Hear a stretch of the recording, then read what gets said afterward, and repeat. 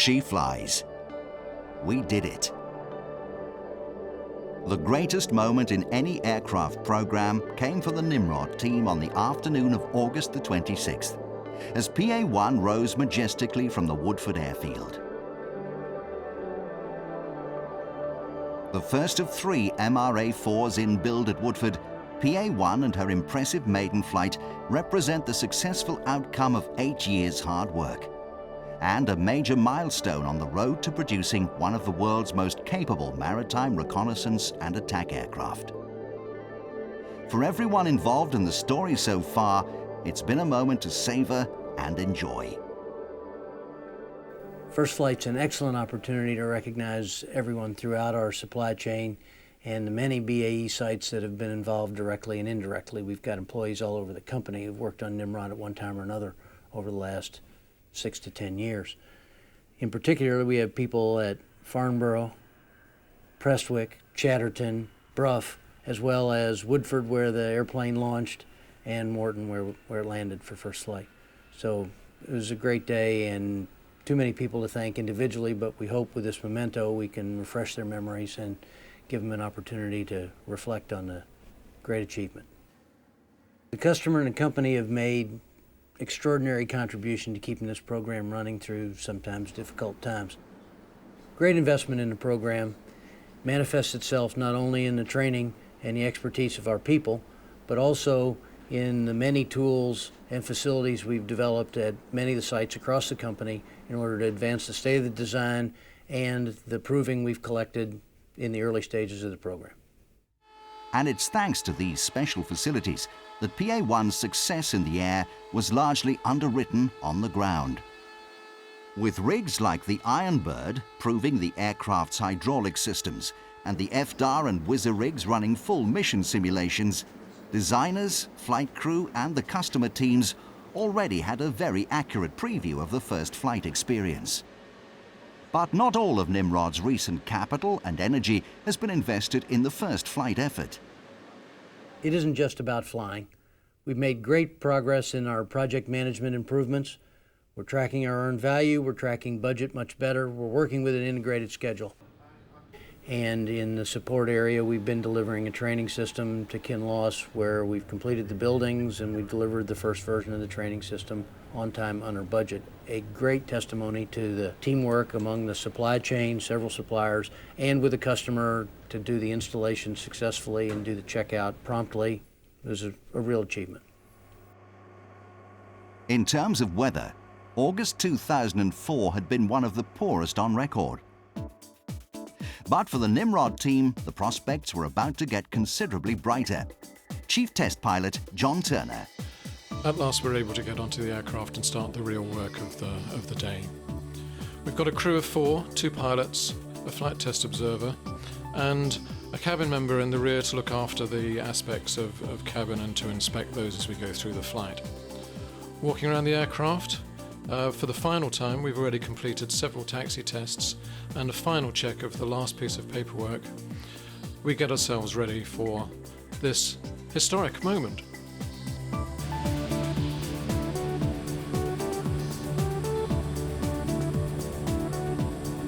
Taxiing out, the biggest item and perhaps the biggest worry that the crew had during this phase was the weather conditions. In order to complete a first flight, we did require that we could complete everything without penetrating cloud, and as you'll see, the skies at that period, and indeed for most of that afternoon, had been dark across the green fields around Woodford. Indeed, even lining up for takeoff, we still were not sure whether we would have the right conditions that we needed for this particular flight. Ironic that after so much effort to get all the design and everything else ready, the weather appeared to conspire against us. However, with a gap finally appearing in the right place that enabled us to complete our planned profile of a spiral climb in the overhead at Woodford, we were able to make a takeoff.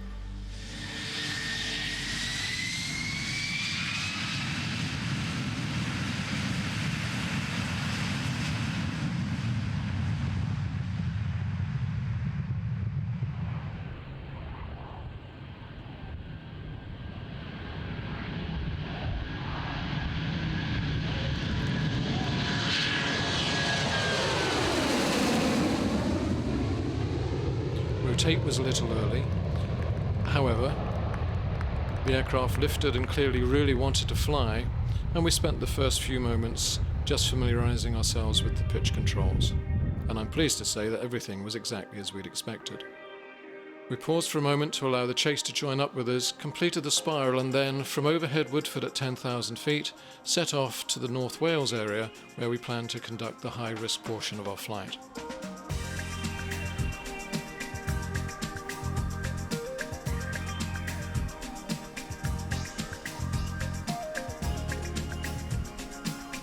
One of the important aspects of the test flight, bearing in mind the aircraft wings have never been under aerodynamic loads before, was to get the undercarriage up, and indeed from a test pilot point of view, to get the undercarriage down again.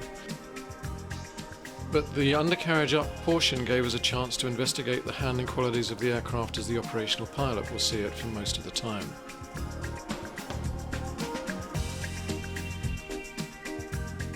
High control forces have been a recognised issue for us on this programme, but it's interesting to note that although we did experience those and are currently in the process of reducing them, actually handling the aircraft resulted in, whether it be rolling to establish bank angles, rolling out of turns to establish headings, nothing above an HQR handling quality level of 3, which is really gratifying for the designers.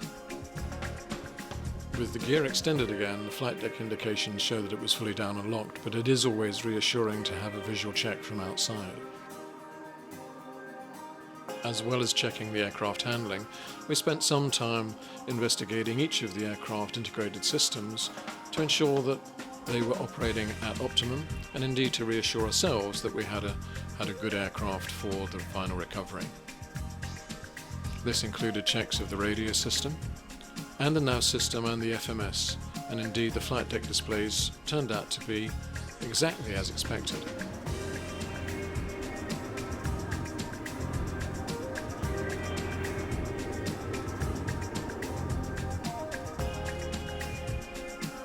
Finally, we were able to prepare for what was for us the most important and indeed the principal aim of the whole flight, to put the aircraft back on the ground. Configured for an approach and a practice first to look at the trim settings and the control forces. Finally, accompanied by the chase aircraft, we were able to make an approach and flare the aircraft into a gentle touchdown, and thereafter revert very much to the processes that we've been practicing all week on our taxi tests. Indeed, we used the occasion as another check of brake performance and to take more data out of the aircraft, and right up to the point of actual shutdown, then this was very much a data gathering and a working exercise for all of us. Indeed, very much up to the point of putting the park brake on, all of us on the aircraft had been busily engaged in carrying out the activities, and it was only with the park brake on and the aircraft finally stationary that we realised, first of all, how well she performed, and also how important an occasion this was for the programme. Indeed, we were conscious as we finished the final checks how many people there were waiting to greet us once we finally stepped outside. First flight was coincident with the Olympics, and having watched so many athletes wear their flags proudly, I thought it would be a good idea to have a built-in caption for many of the shots. As I stood waiting for the aircraft with Simon Howison, the technical director from Air Systems, I was glad I had my overcoat and the flag, because even though it was August, it was a pretty cold day. It was a pretty long wait for the crew to come out of the airplane, but having waited this long for first flight, it's not too long to wait. He did most of the work. Brilliant job. Thanks. Well done, guys. Good job, Eric. We decided we like another 18, please, Good. to start with. We'll just have a quick group. It was the test pilot's dream first flight. It was quite boring. It actually turned out very much as we'd practiced it. The aircraft didn't bring any surprises in the flight. We worked our way through the schedule, and as I said, actually, it was quite boring. It's a great aeroplane, though, so don't take that message the wrong way. The aircraft works really well. We've already seen it leaps off the ground. The handling qualities are actually very much as we expected, so our simulators did a good job there. it's actually far better than the simulators in a number of areas, which is really reassuring. And it means that once it's in service, the RF are really going to love it. It was a very good feeling when the wheels came back down again.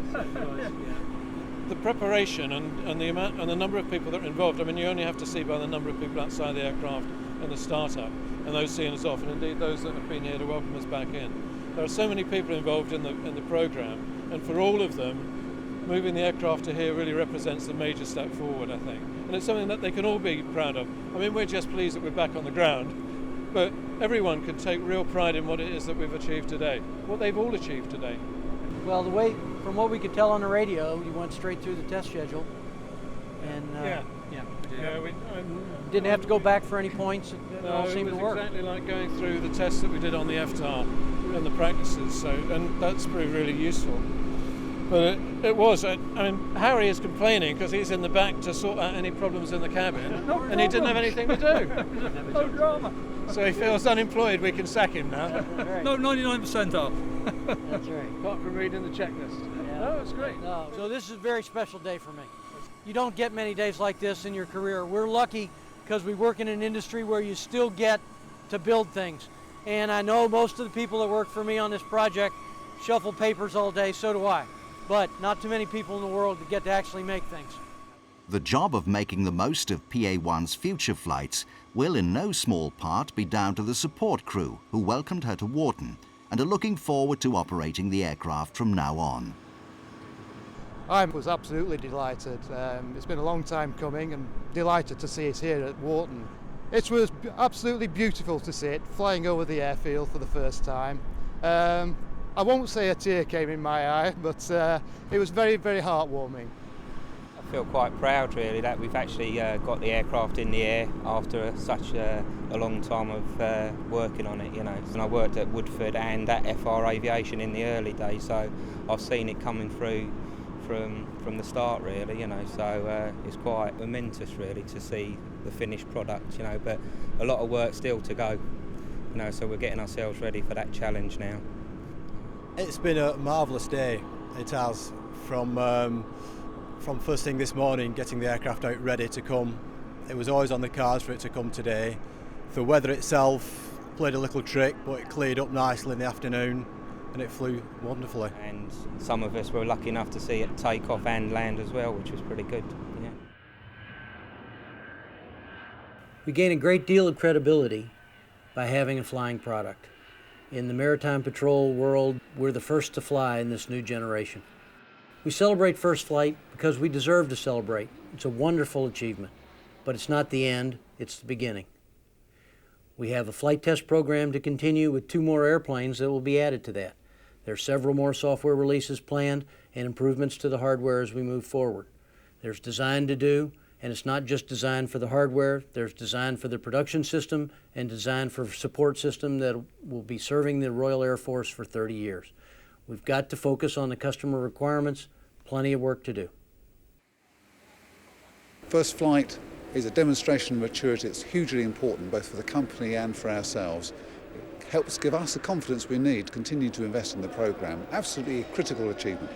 We've got to get the second aircraft and the third aircraft up to time and schedule, and whilst we do that we've got to make sure that we get closer to having an understanding of what price and what design maturity is what we require for the future. So on both fronts, commercial and technical, we've got to continue to make achievement a routine. The Nimrod program is a very important part of BAE Systems' immediate and long-term future, as evidenced by new Chairman Dick Olver's recent visit to Woodford, in which he expressed his appreciation and admiration for the entire team's effort and accomplishments. With a highly successful first flight under its belt, that team can look forward to further challenges and more great days ahead.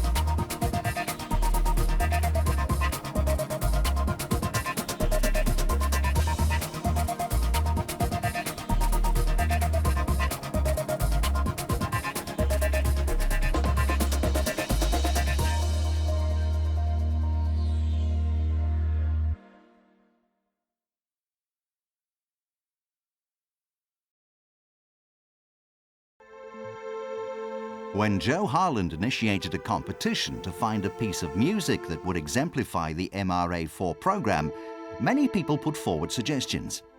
But 3 members of the team got together to form a wholly original work. We heard that Joe was looking for a song to accompany Nimrod and to motivate people. We had in mind a typical sortie, and really we had in mind first flight. And so we pictured the day starting slowly with the hangar doors opening and the long process of getting the airplane ready for flight. And we wanted the music to reflect that.